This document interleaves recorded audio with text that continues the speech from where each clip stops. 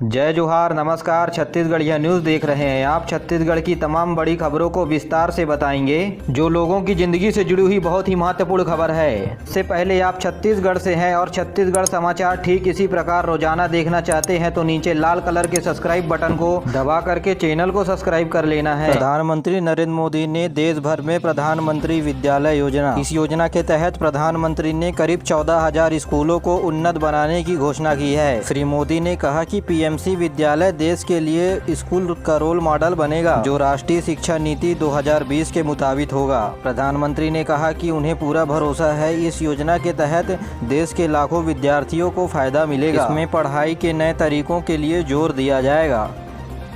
बीते दिनों राज्य के कैबिनेट मंत्रियों का बैठक हुआ, जिसमें कुछ अनुसूचित जाति, अनुसूचित जनजाति तथा पिछड़ा वर्ग के कल्याण के लिए अलग अलग विभाग बनाने की घोषणा की है। राज्य मंत्रिमंडल ने बस्तर और सरगुजा संभाग, साथ ही बिलासपुर संभाग के 2 जिले पेंड्रा, गौरेला, मरवाही और कोरबा जिले यानी कुल 12,489 शिक्षक के पदों पर भर्ती के लिए मंजूरी दी गई है। इसमें 6,285 सहायक शिक्षक, 5,772 शिक्षक और 432 पद व्याख्याता के लिए है। साथ ही स्कूलों में पढ़ाने वाले अतिथि शिक्षक को न्यूनतम 2 अंक बोनस नंबर और अधिकतम 10 अंक बोनस नंबर दिए जाने का प्रावधान रखा गया है। मंत्रिमंडल ने अधिसूचित अनुसूचित क्षेत्र बस्तर संभाग, सरगुजा संभाग और बिलासपुर संभाग के गौरेला, पेंड्रा और मरवाही जिले के लिए जिला स्त्री के साथ साथ संभाग स्त्री में नियुक्त लोगों के लिए सिविलियन स्थानांतरण प्रतिनियुक्ति जिला और संभाग के बाहर नहीं करने का निर्णय लिया गया है। वहीं कृषि से जुड़ा हुआ उद्यानिकी, मछली पालन, पशुपालन संबंधित कार्यों को चलाने के लिए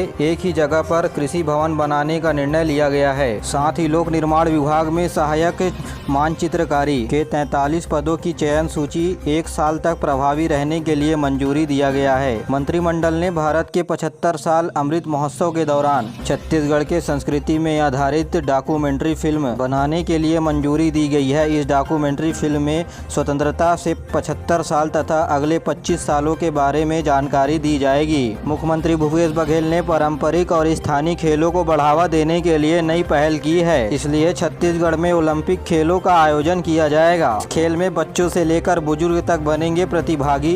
कबड्डी, खो खो, गेड़ी, पिट्ठूल समेत volleyball, hockey, tennis ball, cricket खेल स्पर्धाएं होंगी इसमें शामिल। राष्ट्रीय स्वयंसेवक संघ के संचालक डॉक्टर मोहन भागवत अपने 8 दिवसीय प्रवास पर रायपुर पहुंचे। डॉक्टर भागवत इस दौरान वनवासी कल्याण आश्रम, विश्व हिंदू परिषद, अखिल भारतीय विद्यार्थी परिषद, मजदूर संघ के प्रभारियों के साथ बातचीत कर काम के बारे में जानकारी लेंगे। डॉक्टर भागवत आने वाले 10 से 12 तारीख के बीच रायपुर में आरएसएस से जुड़े क्षेत्रीय अधिकारियों के साथ बैठक लेंगे। इस बैठक में संघ की ओर से किए जाने वाले कामों के बारे में बातचीत की जाएगी और आने वाले चुनाव को देखते हुए रणनीति बनाया जाएगा। वहीं संगठन की ओर से राजनीतिक प्रस्ताव भी पारित किया जाएगा।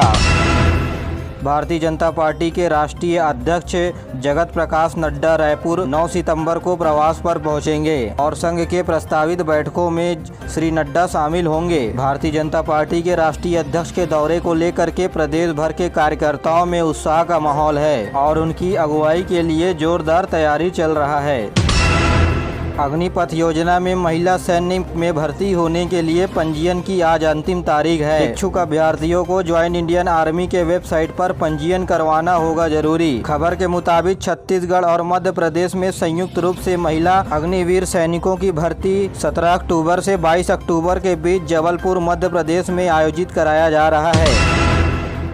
छत्तीसगढ़ में 15 साल की नाबालिग से रेप किए जाने का मामला सामने आया है। अपराधी रेप करने के बाद नाबालिग को जान से मारने की दी धमकी। सरकंडा थाना क्षेत्र का है ये मामला। परिचित युवक घुमाने के बहाने ले गया नाबालिग को और किया दुष्कर्म। उसके बाद घर के बाहर छोड़कर भाग गया। लड़की ने घर वालों से शिकायत की। आरोपी को अब पुलिस के द्वारा गिरफ्तार कर लिया गया है।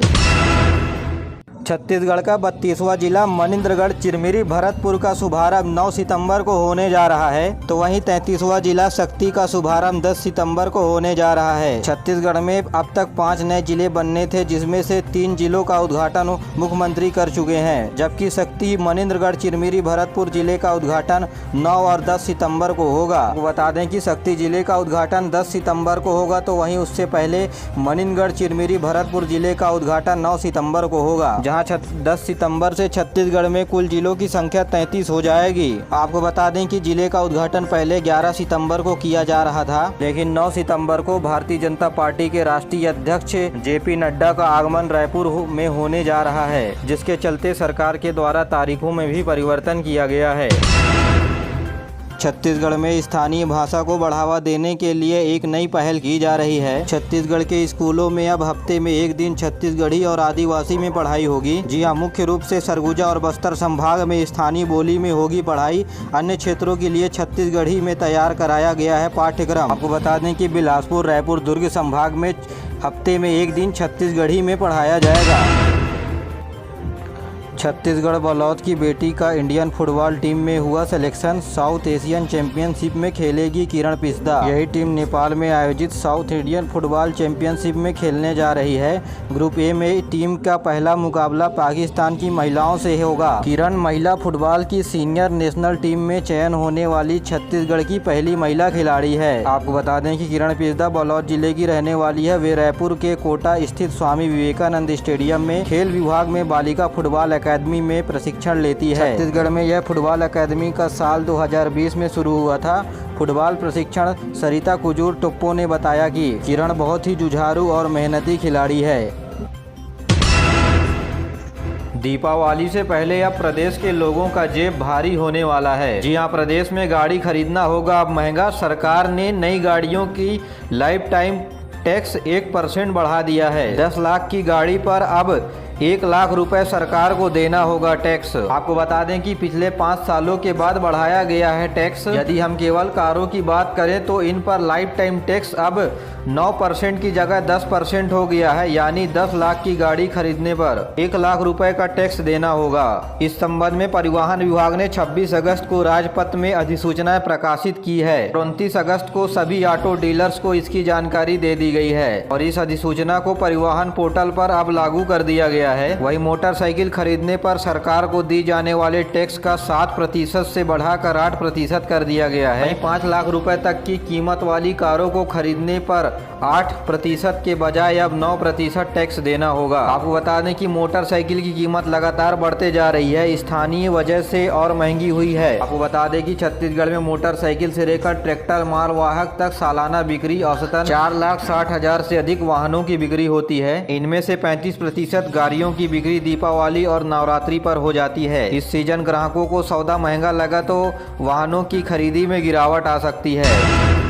देश में छत्तीसगढ़ ऐसा पहला राज्य है जहां राम वनगमन पथ पर 25 फीट ऊंची श्री राम की 8 मूर्तियां लगाई जाएंगी। इसकी शुरुआत चंद्रखुरी से हो चुकी है। यहां 51 फीट ऊंची राम की प्रतिमा स्थापित की जा चुकी है। अब 9 में से 8 जगहों पर तय किया गया है कि भगवान राम की 25 फीट ऊंची प्रतिमा लगाई जाएगी। एक प्रतिमा को बनाने में करीब 70 से 80 लाख रुपए का खर्चा आता है। इन मूर्तियों में 16 फीट का प्लेटफॉर्म है, जिसकी वजह से इसकी कुल ऊंचाई 41 फीट हो जाएगी। अगले 1.5 महीने पर राजीव शिवरी नारायण सरगुजा जिले के रामगढ़ में ये मूर्तियां स्थापित हो जाएगी। बाकी 5 जगहों पर जून 2023 तक मूर्तियों को स्थापित करने का लक्ष्य रखा गया है। श्री राम भगवान की मूर्ति की खास बात यह है कि 20 आर्टिस्ट मिलकर बना रहे हैं एक मूर्ति। 139 करोड़ रुपए की लागत से तैयार हो रहा है राम वनगमन पथ। 2019 में शुरू हुआ था राम वनगमन पथ का काम। सरगुजा से लेकर बस्तर तक 2260 किलोमीटर में विकसित हो रहा है राम वनगमन पथ।